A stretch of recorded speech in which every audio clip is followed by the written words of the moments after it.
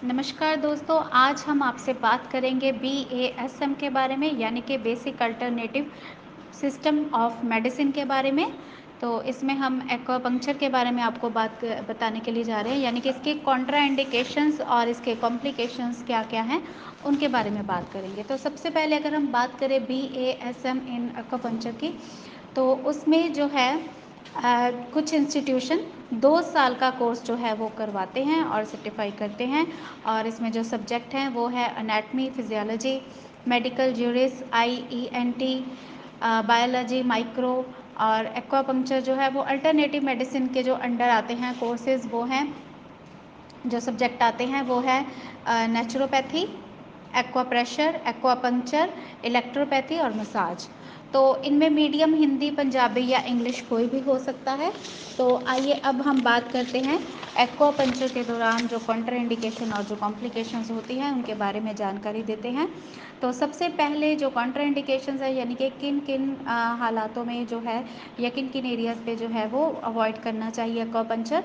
तो सबसे पहले जो चिल्ड्रंस में, बच्चों में फॉन्टेलस है उनमें, फीमेल्स की निपल्स या फिर ब्रेस्ट टिश्यू पे, अम्बलाइकस पे, और जो एक्सटर्नल जेनेटेलिया है वहाँ पर, और इसके अलावा जो वल्नरेबल स्ट्रक्चर्स हैं वो उनके जो पॉइंट्स हैं उनके ऊपर भी जो है ये अवॉइड ही किया जाए तो बेहतर है। उसके बाद कौन से सर्कमस्टांसेस में जो एक्वापंक्चर है वो थेरेपी यूज़ नहीं करनी चाहिए, उसके बारे में जानते हैं। तो सबसे पहले उसमें है mechanical obstruction and Frank surgical cases, यानी कि अगर जैसे कि स्ट्रेंगुलेटेड हर्निया है या फिर इंटेस्टाइनल परफोरेशन है या फ्रैक्चर है, तो उसमें एक्वापंक्चर जो है वो नहीं यूज़ करना चाहिए। दूसरा है मेलिग्नेंसी, यानी कि जो एक्वापंक्चर है ये सिर्फ सिम्टम्स को ही रिलीव करता है, यानी कि अगर कैंसर से जो कॉम्प्लिकेशंस हो रहे हैं उन्हें तो ये ठीक कर देगा, लेकिन कैंसर को क्योर नहीं करता, तो इसीलिए मेलिग्नेंसी में भी। और आगे अगर पेशेंट जो है वो उसने अल्कोहल जो है वो पी रखी है, अगर उसने अल्कोहल ले रखी है, या फिर वो खाली पेट है, या फिर अगर उसने बहुत ही ज़्यादा हैवी मील लिया है, मतलब यानी कि बहुत ही ज़्यादा भारा खाना खाया है क्वाइटस के इमिडिएटली बाद या पहले, या फिर हैवी एक्सर्शन के एकदम से बाद, यानी कि अगर व्यक्ति ने कोई भारा काम किया है तो उसके एकदम से बाद भी जो एक्वापंक्चर है वो नहीं करना चाहिए। उसके बाद है चौथा है प्रेगनेंसी, यानी कि अगर प्रेगनेंसी में एक्वापंक्चर किया जाए तो इससे मिसकैरेज हो सकता है या फिर बेबी का जो स्टिल बर्थ है वो हो सकता है। और जो पेशेंट है जिन्हें ब्लीडिंग डिसऑर्डर है, यानी कि ब्लीडिंग डिसऑर्डर वाला अगर कोई पेशेंट है तो उससे भी एक्वापंक्चर जो है वो नहीं देना चाहिए। तो आइए अब बात कर लेते हैं इसके कॉम्प्लिकेशंस के बारे में। तो सबसे पहले जो कॉम्प्लिकेशन है वो वैसे तो होते नहीं हैं, लेकिन अगर इम्प्रॉपर टेक्निक से काम किया जाए, यानी कि अगर इम्प्रॉपर टेक्निक से एक्वापंक्चर जो है वो किया जाए या फिर केयरफुली ना दिया जाए या पेशेंट को एब्जॉर्ब केयरफुली ना किया जाए, तो उस वजह के कारण जो कॉम्प्लिकेशन है वो होते हैं। तो सबसे पहला है इसमें पेन।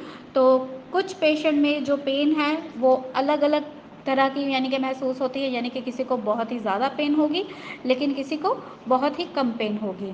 तो इसमें जो है नीडल जब इंसर्ट की जाती है तब जो है पेन होती है, और जो पेन है वो बैड नीडल होने की वजह से भी हो सकती है, या अगर एक्वापंक्चरिस्ट बैड है तो उसे प्रॉपर टेक्निक का पता नहीं है तो भी पेन हो सकती है। और जो पेशेंट है उसका अगर नर्वस सिस्टम या फिर अगर उसका पोस्चर बैड है तो भी उसे पेन जो है वो हो सकती है। तो उसके बाद है दूसरा फेंटिंग।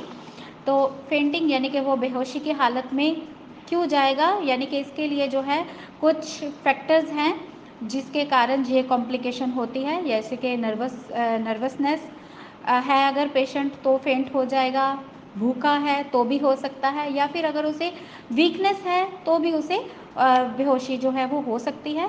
और जब नीडल इंसर्ट की जाए और अगर उसे बहुत ज़्यादा पेन हुई है, यानी कि पेनफुल नीडल इंसर्शन के साथ भी उसे जो व्यक्ति जो है वो घबराहट के मारे बेहोश हो सकता है, या फिर एक्सेसिव स्टिमुलेशन दी जाए तो भी उसके साथ भी व्यक्ति जो है वो बेहोश हो सकता है।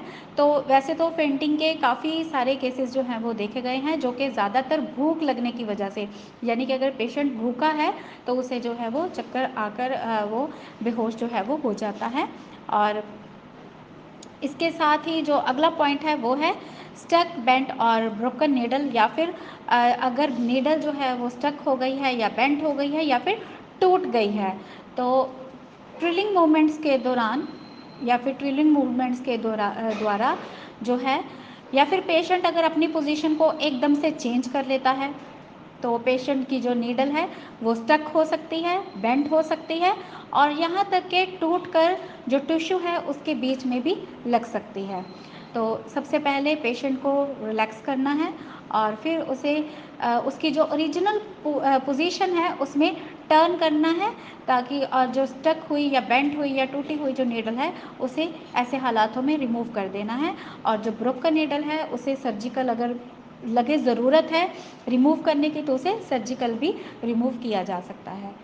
तो आगे हम देखते हैं इंजरी टू द ऑर्गन्स, यानी कि ऑर्गन्स में इंजरी जो है वो होने से भी कॉम्प्लिकेशन जो है वो हो सकता है। तो सबसे पहले इंटरनल ऑर्गन्स की इंजरी होने से अवॉइड करना है। वो कैसे हम कर सकते हैं, जैसे कि हमें पता होना चाहिए कि अनाटॉमिकल लोकेशन जो है वो क्या है, यानी कि हमें अनाटॉमिकल लोकेशन की मास्टरिंग होनी के बारे में पता होना चाहिए, और जो टेक्निक है उसके बारे में पता होना चाहिए, और करेक्ट टेक्निक को ही इस्तेमाल करके हम जो है ऑर्गन को इंजरी से बचा सकते हैं।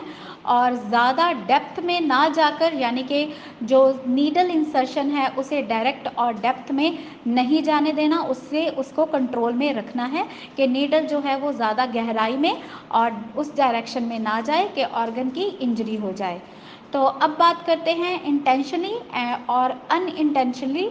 नीडल जो है वो अगर गलती से कहीं पर लग जाए तो उसके साथ जो है ब्लड शुगर फॉल हो सकता है, या फिर जो ब्लड प्रेशर है वो भी फॉल हो सकता है, यानी कि ब्लड प्रेशर भी कम हो सकता है और शुगर लेवल भी कम हो सकता है। शुगर लेवल कम होने को हम हाइपोग्लाइसीमिया कहेंगे और ब्लड प्रेशर कम होने को हम हाइपोटेंशन कहेंगे। या फिर अबॉर्शन वाले जो केसेस हैं उनमें जो है नीडल जो है वो कुछ पॉइंट्स पर अगर लग जाए तो ऐसे जो कॉम्प्लिकेशन है वो हो सकते हैं। आगे है इन्फेक्शन। तो इन्फेक्शन से बचाने के लिए हमें हमेशा स्टरलाइज नीडल्स का ही इस्तेमाल करना चाहिए, और जो एसेप्टिक प्रिकॉशन है उसे हमेशा ध्यान में ही रख के जो ये टेक्निक है यूज़ करनी चाहिए एक्वापंक्चर की। और उसके बाद लास्ट जो पॉइंट है वो है हमारे पास ब्लीडिंग। तो ब्लीडिंग क्या है, जब हम नीडल को निकालते हैं तो कई बार ब्लीडिंग जो है वो होने लगती है, और इसे आप बड़ी आसानी से कंट्रोल कर सकते हैं। तो इसे कंट्रोल करने के लिए कॉटन स्वैब लीजिए और उससे प्रेस कीजिए, जिससे कि ब्लीडिंग जो है वो कंट्रोल हो जाएगी। लेकिन अगर पेशेंट को कोई ब्लीडिंग डिसऑर्डर है तो उसकी वजह से जो मेजर प्रॉब्लम्स हैं वो उसका कारण जो है वो उसके कारण मेजर प्रॉब्लम के कारण अगर ब्लीडिंग डिसऑर्डर है तो उससे भी कोई जो कॉम्प्लिकेशन है वो बढ़ सकता है, कॉम्प्लिकेशन हो सकता है। और पेन, ब्लीडिंग और फेंटिंग जो है ये ज़्यादातर कॉमन कॉम्प्लिकेशन है जो कि एक्वापंक्चर प्रैक्टिस में देखे गए हैं। तो दोस्तों इसी के साथ ही अगर जो ये कॉम्प्लिकेशन और कॉन्ट्राइंडिकेशन इन द एक्वापंक्चर का जो टॉपिक है हमारा समाप्त होता है। अगर आपको ये अच्छा लगा हो तो इसे लाइक करें, शेयर करें और हमारे चैनल को सब्सक्राइब ज़रूर करें। धन्यवाद।